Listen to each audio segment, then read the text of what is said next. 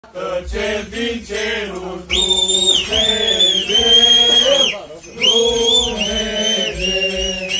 a trimis la noi din cerul Fiul Său, Fiul Său, cu puterea sa cerească Duhul Sfânt, Duhul Sfânt, și cu firea omenească pe pământ, pe pământ.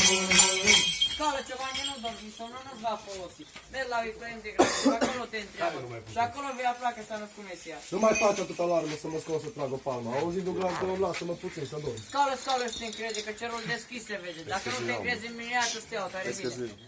Îndată ce m-am culcat minunat, mi s-a visat. Un înger mi se ivi și mie poruncit la vif. Aici alergăm pe Mesia să vedem.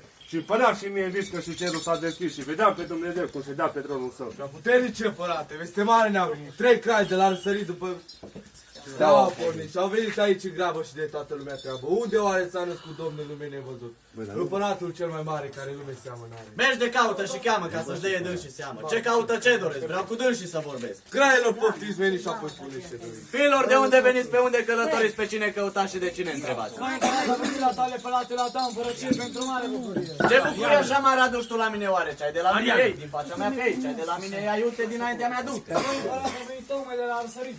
A venit să cercetăm și bine să cuvântăm. Ca să știm cu adevărat despre tânăr împărat, care spune și noi frumoase de rău să-i dăm. Nu știu nimic, fraților, despre acest mântuitor. O să-l întreb pe bătrânul meu Ozia, poate știe el ceva. Ozia. Ozia. N-ai tu ceva știre despre această prorocire? Unde și în ce parte pământească poate un nou împărat să se nască? Ba da, mi-aduc aminte de niște prorocei cuvinte. Da știu foaia, da știu noi, cum zicea Vălean prorocul, când Viflaim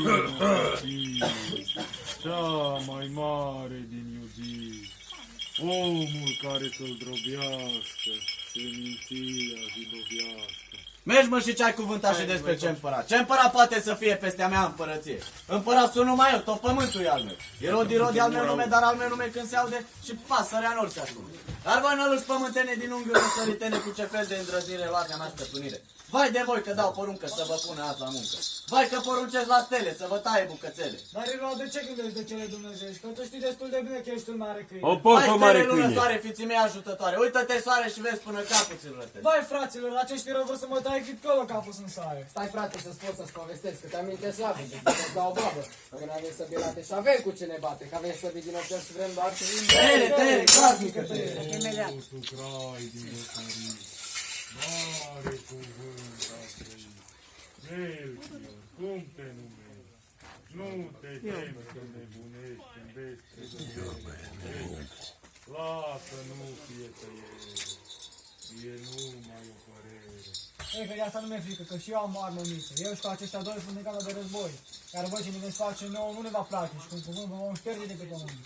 Pământul cu voi va plânge și vom vedea cine va învinge. Oțerescule, părinte, auzi amele cuvinte. Dă-le minte să se încreadă în cirească sfântă rață. Împărate bun vestit, eu spun prea umilit. A ucide nu-i putință să vorbim numai credință.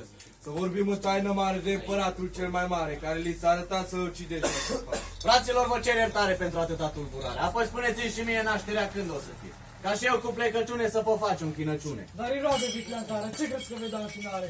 Ce te arăți așa mios când vorbești despre Hristos? Mara, că așa se cuvine celui ce armata o ține. O ține și o cârmuiește, cu aspre vorbe o silește. Fraților, să ne grăbim, după steaua să pornim. Iată că se arată cu lucirea ei curată. Haideți să pornim, să nu mai zămovim. Veniți astăzi, credincioși, să-și suflete, fără cum! Să-și suflă din asta, pula, să-pa! Fata copii, Margareta, tu cu bicicleta, vine seama de căciule, o țigăură, țigăpule, ca-ce o țiune, ică ursul, ică mare, ică coie,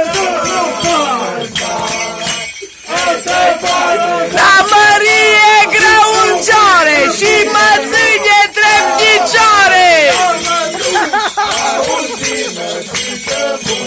La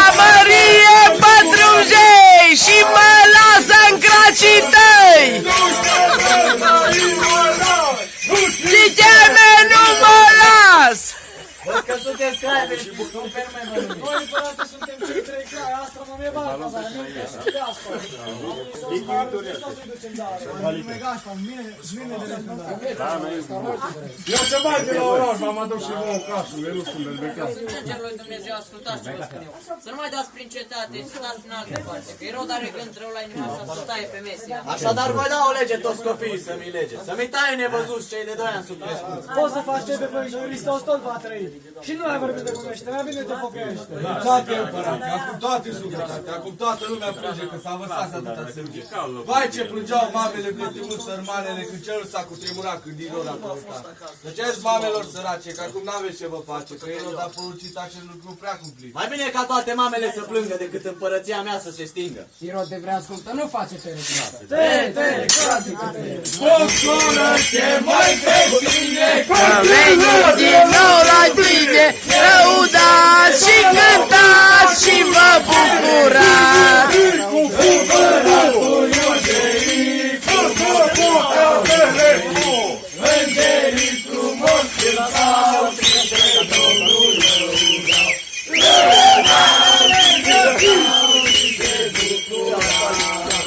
Lăudau și cântau și se bucurau. Foarte frumos, bravo!